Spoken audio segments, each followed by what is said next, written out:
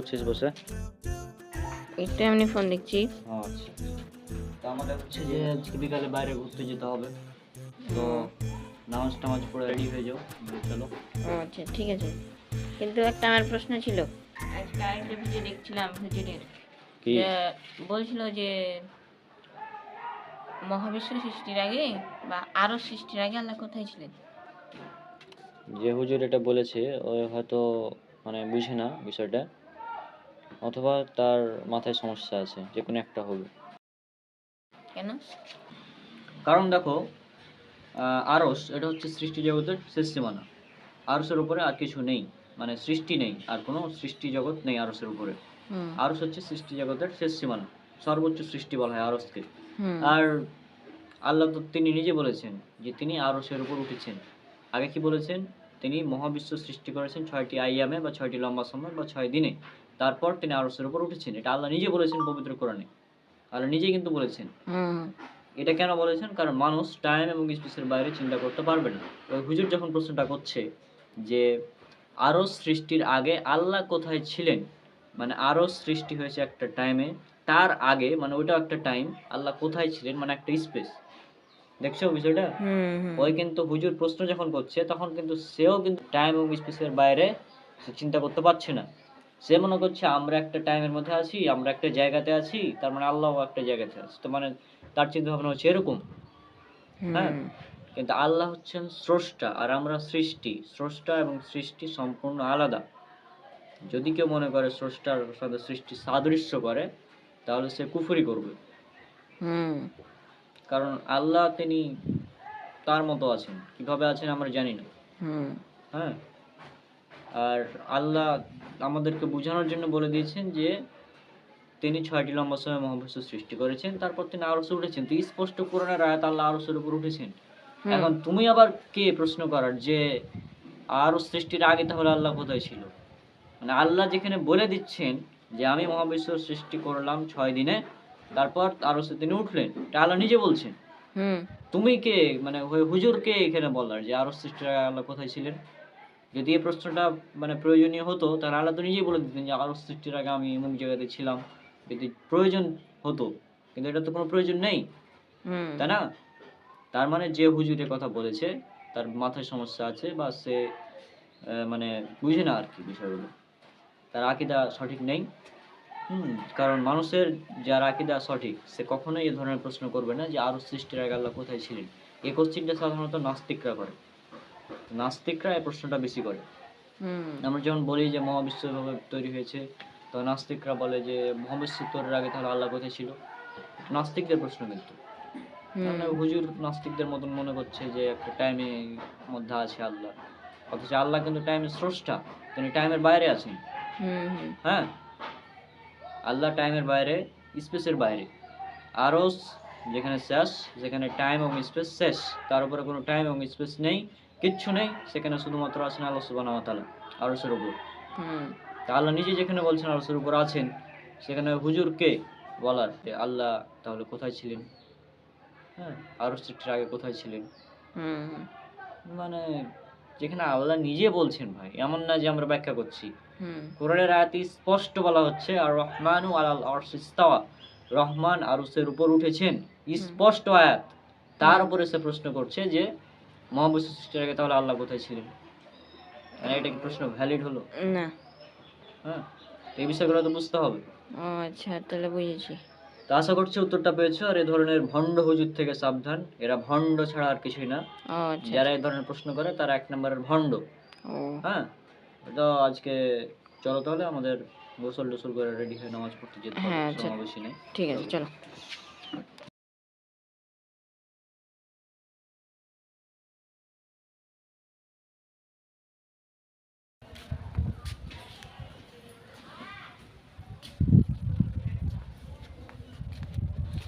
ও rabbit, কি অবস্থা, কি করছো? এই তো তোমার ভিডিও দেখছিলাম। ও আচ্ছা। তো হ্যাঁ, তো আমি বলছিলাম যে আজকে আরেকটা হুজুরের ভিডিও দেখলাম। বলছে যে রাসূল সাল্লাল্লাহু আলাইহি ওয়াসাল্লাম সৃষ্টি না করলে নাকি আল্লাহ মহাবিশ্ব সৃষ্টি করতো না। ও আচ্ছা, এই কথাটা, এই যে তারা বলছে রাসূল সাল্লাল্লাহু আলাইহি ওয়াসাল্লামকে সৃষ্টি না করলে মহাবিশ্ব সৃষ্টি হতো না। এই কথাটা জাল, বানোয়াট, ভিত্তিহীন, মিথ্যা কথা, এই ধরনের কোনো কথা কোরআন এবং সহিহ হাদিসে উল্লেখ করা নেই। হ্যাঁ, আর এটা আমাদের শায়েখ ডক্টর খন্দকার আব্দুল্লাহ জাহাঙ্গীর রহমাতুল্লাহকে চিনো? হ্যাঁ চিনি। হ্যাঁ, উনি তার বই হাদিসের নামে জালিয়াতি এই বইয়ের 304 নম্বর পৃষ্ঠায় এবং 208 নম্বর পৃষ্ঠায় দুই জায়গায় উল্লেখ করেছেন। তিনি বলছেন যে এই কথাটা লাউলা কালামা খালাকুল আফলাক, যেটা আরবিতে বলা হয়েছে, এই কথাটা যার অর্থ হচ্ছে আপনাকে সৃষ্টি না করলে মহাবিশ্ব সৃষ্টি করতাম না, এই কথাটা একেবারেই জাল, একেবারেই ভিত্তিহীন, একেবারে বানোয়াট কথা। এই ধরনের কোনো কথা কোরআন এবং হাদিসে উল্লেখ নেই। সকল মুহাদ্দিস এই বিষয়ে একমত যে এটি একটি জাল হাদিস, ভিত্তিহীন হাদিস, মিথ্যা হাদিস। তাহলে আশা করছি বুঝেছো যে এই কথাটা রাসূল সাল্লাল্লাহু আলাইহি ওয়াসাল্লামকে সৃষ্টি না করলে মহাবিশ্ব সৃষ্টি হতো না, এটা একদম জাল, একদম ভিত্তিহীন, একদম বানোয়াট কথা। বুঝেছো বিষয়টা? হ্যাঁ। আর এটা হচ্ছে রাসূল সাল্লাল্লাহু আলাইহি ওয়াসাল্লামের নামে মিথ্যা, যারা বলছে এটা হাদিস। আর যে ব্যক্তি রাসূল সাল্লাল্লাহু আলাইহি ওয়াসাল্লামের নামে মিথ্যা কথা বলবে তার থাকার জায়গা জাহান্নাম। এটা আছে সহিহুল বুখারীতে হাদিস নাম্বার 105 থেকে 110। এখানে রাসূল সাল্লাল্লাহু আলাইহি ওয়াসাল্লাম বলছেন, তোমরা আমার নামে মিথ্যা কথা বলো না, কেননা যে ব্যক্তি আমার নামে মিথ্যা কথা বলবে তার থাকার জায়গা জাহান্নাম। হ্যাঁ, আর এছাড়াও সুনান আবু দাউদের একটা হাদিস আছে 4992 সম্ভবত, আর এটা আছে সহিহ মুসলিমের মুকাদ্দমা হাদিস নম্বর 5-এ, যে কোনো ব্যক্তি মিথ্যাবাদী হওয়ার জন্য এতটুকুই যথেষ্ট যে সে যা শুনে তা যাচাই বাছাই ছাড়া বলে বেড়ায়। হ্যাঁ, আর এই যে হুজুরগুলা বলছে যে রাসূল সাল্লাল্লাহু আলাইহি সাল্লামকে সৃষ্টি না করলে মহাবিশ্ব সৃষ্টি হতো না। আচ্ছা, রাসূল সাল্লাল্লাহু আলাইহি সাল্লামকে এটা বলে তারা বলছে যে আমরা রাসূল সাল্লাল্লাহু আলাইহি সাল্লামের মর্যাদা বৃদ্ধি করছি, তারা এটা বলছে। আমার কথা হলো যে মর্যাদা বৃদ্ধি জাল হাদিস দিয়ে করার কি প্রয়োজন? আল্লাহ কি কোরআনে রাসূল সাল্লাল্লাহু আলাইহি সাল্লামকে মর্যাদা দেননি? তারা মনে করে এটা। আল্লাহ সুবহানাহু ওয়া তাআলা বলছেন সূরা আহজাব সূরা নাম্বার 33 আয়াত নাম্বার 40, 33-40। এখানে আল্লাহ সুবহানাহু ওয়া তাআলা বলছেন, তোমাদের মধ্যে রাসূল সাল্লাল্লাহু আলাইহি সাল্লাম কোনো পুরুষের পিতা নন, তিনি সর্বশেষ এবং চূড়ান্ত নবী। রাসূল সাল্লাল্লাহু আলাইহি সাল্লাম সর্বশেষ এবং চূড়ান্ত নবী। আর এটা উল্লেখ করা আছে সূরা আহজাব সূরা নাম্বার 33 আয়াত নাম্বার 21। এখানে আল্লাহ সুবহানাহু ওয়া তাআলা তিনি বলছেন যে নিশ্চয় মানুষের জন্য বা তোমাদের জন্য রাসূলুল্লাহ সাল্লাল্লাহু আলাইহি সাল্লামের মধ্যে রয়েছে উত্তম আদর্শ। রাসূল সাল্লাল্লাহু আলাইহি সাল্লামের মধ্যে উত্তম আদর্শ রয়েছে, তাহলে এই থেকে কি রাসূল সাল্লাল্লাহু আলাইহি সাল্লামকে সম্মান দেওয়া হয়েছে। এছাড়া উল্লেখ করা আছে সূরা কলম সূরা নাম্বার 68 আয়াত নাম্বার 4। আল্লাহ সুবহানাহু ওয়া তাআলা তিনি বলছেন রাসূল সাল্লাল্লাহু আলাইহি সাল্লামকে, নিশ্চয় আপনি মহান চরিত্রের মানে ঊর্ধ্বে, মানে রাসূল সাল্লাল্লাহু আলাইহি সাল্লামের চরিত্র যে সুমহান, তার চরিত্র যে সর্বোত্তম, এটা আল্লাহ সুবহানাহু ওয়া তাআলা নিজেই বলছেন। যেখানে আল্লাহ সুবহানাহু ওয়া তাআলা বলে দিচ্ছেন এত সুন্দর কথা রাসূল সাল্লাল্লাহু আলাইহি সাল্লাম সম্পর্কে, সেখানে ওই হুজুর কে বলার? জাল হাদিস বানিয়ে রাসূলের নামে মিথ্যা কথা বলছে, আল্লাহর নামে মিথ্যা কথা বলছে। আর এটা তো আল্লাহর নামে মিথ্যা কথা হয়ে গেল না? যে আল্লাহ নাকি বলেছে রাসূল সাল্লাল্লাহু আলাইহি সাল্লাম সৃষ্টি না করলে মহাবিশ্ব সৃষ্টি করতাম না, তো আল্লাহর নামে মিথ্যা কথা বলছে। আর যে ব্যক্তি আল্লাহর নামে মিথ্যাচার করবে তার চেয়ে বড় জালিম আর কে হতে পারে? এ ব্যাপারে অনেকগুলো আয়াত আছে পবিত্র কোরআনে। আশা করছি বিষয়টা বুঝেছো, যে যারা এই ধরনের কথা বলে তারা এক ধরনের বিভ্রান্ত। যারা এগুলো বলে তারা এক কথায় ভণ্ড, অথবা তারা জানে না, ভণ্ড বা মূর্খ, যে কোনো একটা হবে। হয় ভণ্ড, জেনেও ভণ্ডামি করছে, অথবা জানে না যে এটা জাল হাদিস, জানে না। অনেকে আছে এমন, মানুষে বলে তাই তারা বলে, অমুক হুজুর বলেছিল তাই তারা বলে, কিন্তু কেউ কোনো দিন এটা দেখাতে পারবে না যে এই হাদিসটা আছে সহিহ বুখারী অমুক জায়গায় বা অমুক হাদিস গ্রন্থের অমুক জায়গায়, এটা কেউ উল্লেখ করতে পারবে না, আজ পর্যন্ত পারেনি, ভবিষ্যতে পারবে না ইনশাআল্লাহ। তা আশা করছি বুঝেছো আজকে। আর এছাড়াও আরও অনেক বিষয়ে মিথ্যা কথা রয়েছে। রাসূল সাল্লাল্লাহু আলাইহি ওয়াসাল্লাম সম্পর্কে অনেকে মিথ্যা কথা বলে, যেমন অনেকে বলে রাসূল সাল্লাল্লাহু আলাইহি ওয়াসাল্লাম তিনি নাকি নূরের তৈরি। অনেকে বলে রাসূল সাল্লাল্লাহু আলাইহি ওয়াসাল্লাম তিনি নাকি গায়েব জানেন। অনেকে বলে যে তিনি নাকি হাজির নাজির, মানে পৃথিবীর যে কোনো জায়গায় হাজির হতে পারেন যে কোনো সময়। এই ধরনের কথাগুলো সব প্রত্যেকটাই মিথ্যা কথা। রাসূল সাল্লাল্লাহু আলাইহি ওয়াসাল্লাম নূরের তৈরি না, মাটির তৈরি। কাহাব সূরা নাম্বার 18 আয়াত নাম্বার 110-এ যে আমি তোমাদের মতো একজন মানুষ। এছাড়াও আরও অনেক জায়গায় উল্লেখ করা হয়েছে আমি একজন মানুষ মাত্র। এছাড়াও অনেকগুলো হাদিস আছে যেখানে বলা হয়েছে ফেরেশতা তারা নূরের তৈরি, আর জিন তারা আগুনের তৈরি, এবং আদম সন্তান মাটির তৈরি, এবং উল্লেখ করা হয়েছে। এখন আমাকে বলো যে কে কাকে সিজদা করেছিল? আদম আলাইহিস সালাম কি নূরের তৈরি ফেরেশতাকে সিজদা করেছিল, নাকি তোমার এই নূরের তৈরি ফেরেশতারা আদমকে সিজদা করেছিল মাটির তৈরি? আর নূরের তৈরি ফেরেশতারা আদম আলাইহিস সালামকে সিজদা করেছিল মাটির তৈরি। তাহলে কার মর্যাদা বেশি হলো, নূরের না মাটির? মাটির। তাহলে এখান থেকে আমরা বুঝলাম যে নূরের চাইতে মাটির মর্যাদাটা বেশি দিয়েছেন আল্লাহ সুবহানাহু ওয়া তাআলা। হ্যাঁ, তাহলে যারা বলছে রাসূল সাল্লাল্লাহু আলাইহি সাল্লাম নূরের তৈরি, তারা তাহলে রাসূলের সম্মান কমিয়ে দিচ্ছে নিশ্চয়ই। কারণ আল্লাহ তো মাটিকে বেশি সম্মান দিয়েছেন, মাটির তৈরি মানুষকে। কিন্তু যারা বলছে রাসূল সাল্লাল্লাহু আলাইহি ওয়াসাল্লাম নূরের তৈরি, তারা কিন্তু সম্মান কমিয়ে দিচ্ছে। এটা কিন্তু একটা পয়েন্ট। হ্যাঁ, আর একটা পয়েন্ট, অনেকে বলে যে রাসূল সাল্লাল্লাহু আলাইহি ওয়াসাল্লাম নাকি গায়েব জানেন। গায়েব মানে অদৃশ্যের খবর, মানে যেগুলো সাধারণ মানুষ জানে না, কেবলমাত্র আল্লাহ সুবহানাহু ওয়া তাআলা জানেন, সেটা নাকি রাসূল সাল্লাল্লাহু আলাইহি ওয়াসাল্লাম জানেন, মানে এটা অনেকে বলে। আচ্ছা, হ্যাঁ, তো জানেন না। আসলে তিনি এটা আম্মা জান আয়েশা রাদিয়াল্লাহু আনহার একটা হাদিস আছে, সহিহুল বুখারীতে আছে, হাদিস নাম্বার 7380। তিনি বলছেন, যে ব্যক্তি বলবে যে মুহাম্মদ সাল্লাল্লাহু আলাইহি সাল্লাম তিনি গায়েব জানেন, সে মিথ্যা বলল, কারণ আল্লাহ বলেছেন তিনি গায়েব জানেন না। হ্যাঁ, স্পষ্ট। তারপর অনেকে বলে রাসূল সাল্লাল্লাহু আলাইহি সাল্লাম তিনি নাকি আল্লাহ সুবহানাহু ওয়া তাআলাকে দেখেছেন, মানে স্বচক্ষে সরাসরি। ও না, এটা ভুল। হ্যাঁ, একই হাদিস উল্লেখ করা হয়েছে যে যে ব্যক্তি তোমাকে বলবে যে মুহাম্মদ সাল্লাল্লাহু আলাইহি সাল্লাম তার স্বীয় রবকে দেখেছেন, জেনে রাখো সে মিথ্যা বলল, কারণ আল্লাহ বলেছেন চক্ষু সমূহ তাকে দেখতে পায় না। তাহলে আশা করছি বিষয়গুলো ক্লিয়ার। আরও অনেক বিষয় আছে, এগুলো নিয়ে কথা বললে ঘন্টার পর ঘন্টা কথা বলা যাবে। আজকে আর বলছি না, চলো তাহলে, অনেকক্ষণ হয়ে গেছে যেহেতু। চলো।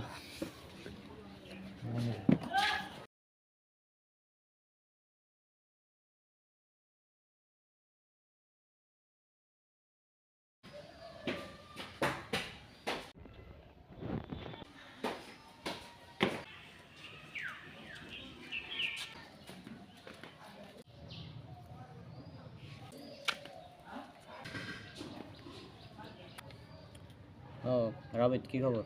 এই তো কি ভালো। তারপর কি অবস্থা? ভালোই। আচ্ছা, আজকে ফজরের পরে একটু ফেসবুক অন করছিলাম, দেখি তুমি কি পোস্ট দিয়েছো, এই জন্য তো দেখলাম একজন হুজুর বলছে যে আল্লাহ নাকি নিরাকার। তো এটা কি সত্যি? আল্লাহ নিরাকার হুজুর বলেছে এটা?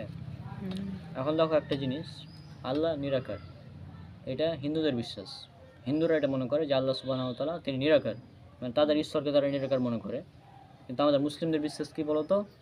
আমাদের মুসলিমদের বিশ্বাস হচ্ছে আল্লাহ সুবহানাহু ওয়া তাআলা তার আকার আছে, আকার বলতে একটা সূরত আছে, তবে সে আকার বা সে সূরত কেমন আমরা জানি না।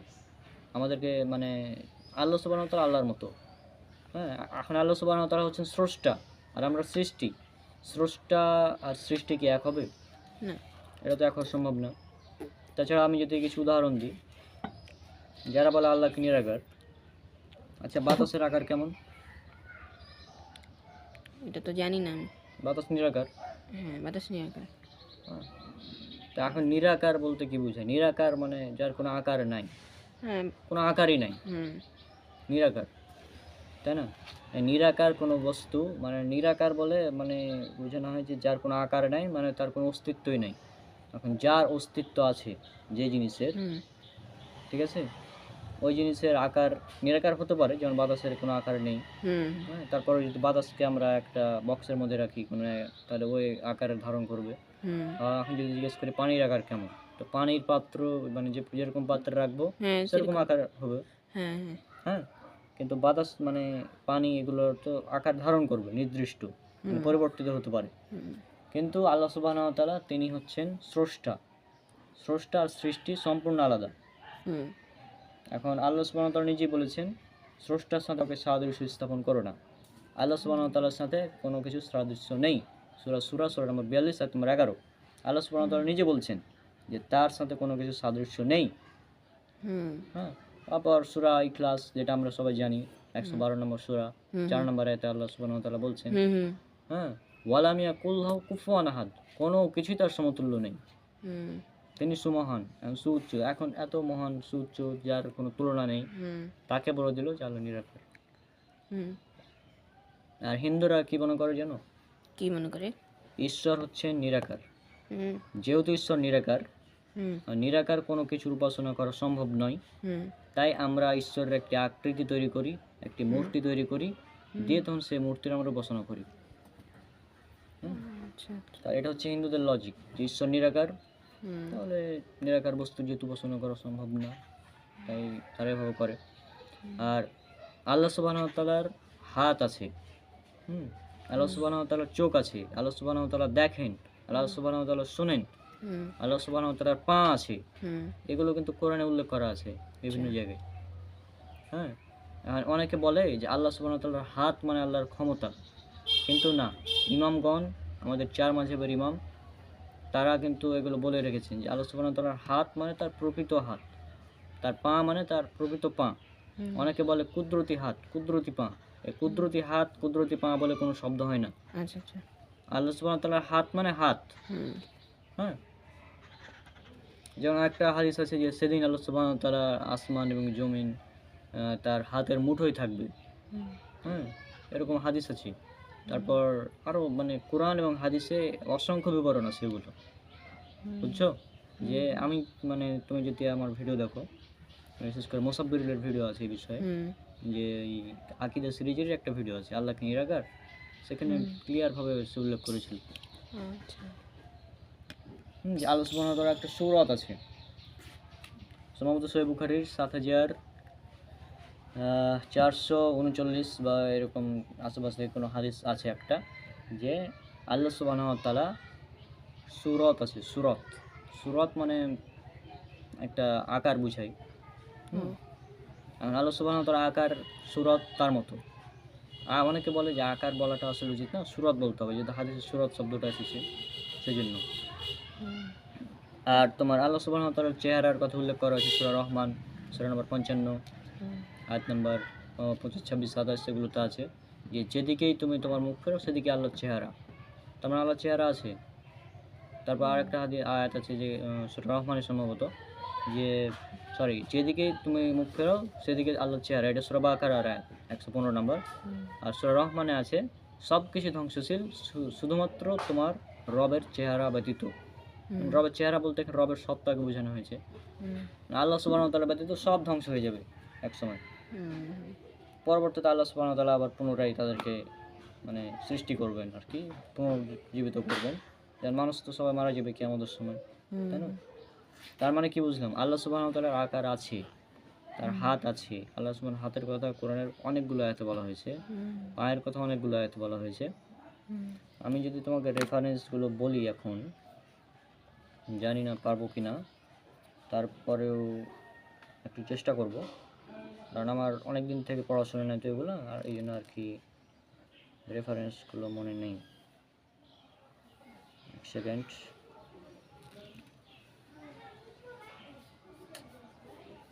এখানে একটা ছিল, হ্যাঁ, এখানে আল্লাহর চেহারা, এখানে সূরা বাকারা সূরা নম্বর 2 আয়াত নম্বর 115, এখানে উল্লেখ করা আছে আল্লাহর চেহারার কথা, যেটা আমি বললাম। তারপর সূরা রহমান 55 নম্বর সূরা 26 এবং 27 নম্বর আয়াতেও ওই যে ওইটা বলা হয়েছে যেটা বললাম, যে চেহারা বলতে আল্লাহর সত্তাকে বুঝিয়েছেন। হ্যাঁ, এখন আরেকটা আমরা দেখব আল্লাহর চোখ। আল্লাহ সুবহানাহু ওয়া তাআলার চোখ আছে, যে এখানে উল্লেখ করা হয়েছে যে আয়াতটা, সেটা হচ্ছে সূরা তাহা সূরা নম্বর 20 আয়াত নম্বর 39। এখানে বলা হয়েছে যে যাতে তুমি আমার চোখের সামনে প্রতিপালিত হও। মানে মুসা আলাইহিস সালামকে সিন্ধুকে মানে সিন্ধুকের মধ্যে রেখে ভাসিয়ে দিতে বলেছিলেন আল্লাহ সুবহানাহু ওয়া তাআলা মুসা আলাইহিস সালামকে, মুসা আলাইহিস সালামের মাকে, যে তুমি তাকে সিন্ধুকের মধ্যে রেখে দাও, যে ভাসিয়ে দাও পানিতে। এটা কোরআনের আয়াত 20 নম্বর সূরা 39 নম্বর। এখানে কিন্তু আল্লাহর চোখের কথা উল্লেখ করা হচ্ছে। তারপর আরেকটা আয়াত আছে আল্লাহর হাত, আর হাতের কথা উল্লেখ করা হচ্ছে সূরা মাইদা সূরা নম্বর 5 আয়াত নম্বর 64। এছাড়াও আছে সূরা সূরা হচ্ছে জুমার সূরা নম্বর 39 আয়াত নম্বর 67 এখানে স্পষ্ট উল্লেখ করা হয়েছে যে আর তারা আল্লাহকে যথাযোগ্য মর্যাদা দেয়নি, হ্যাঁ, অথচ কিয়ামতের দিন গোটা পৃথিবী থাকবে তার মুষ্টিতে এবং আকাশসমূহ তার ডান হাতে ভাঁজ করা থাকবে। তিনি পবিত্র, তারা যাদেরকে শরীক করে তিনি তাদের ঊর্ধ্বে। স্পষ্ট বলা যায় ডান হাতে থাকবে আল্লাহ, তার মানে আল্লাহর হাত আছে। তারপর আর একটা আয়াত সূরা ফাত 48 নম্বর সূরা 10 নম্বর আয়াত,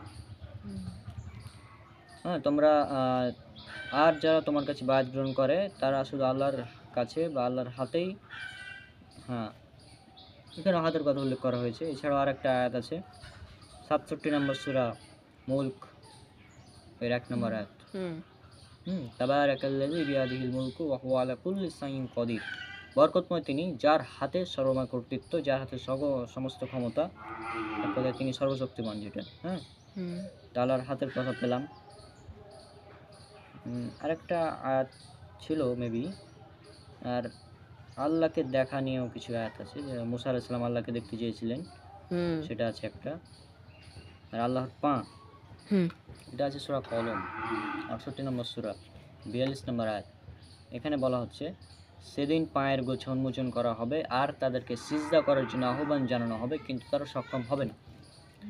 এখানে এই বিষয়ে তোমার একটা হাদিসও ইমাম বুখারী রাহিমাহুল্লাহ নিয়ে এসেছেন, যে সেদিন মানে কিয়ামতের দিন অনেককে ডাকা হবে, যারা দুনিয়াতে সিজদা করেছিল তাদেরকেও ডাকা হবে, যারা করেনি তাদেরকেও, এবং বলা হবে যে তোমরা এখন আল্লাহ সুবহানাহু ওয়া তাআলা তার পায়ের গোছ উন্মোচন করবেন, যে বলবেন যে সিজদা করো, হ্যাঁ।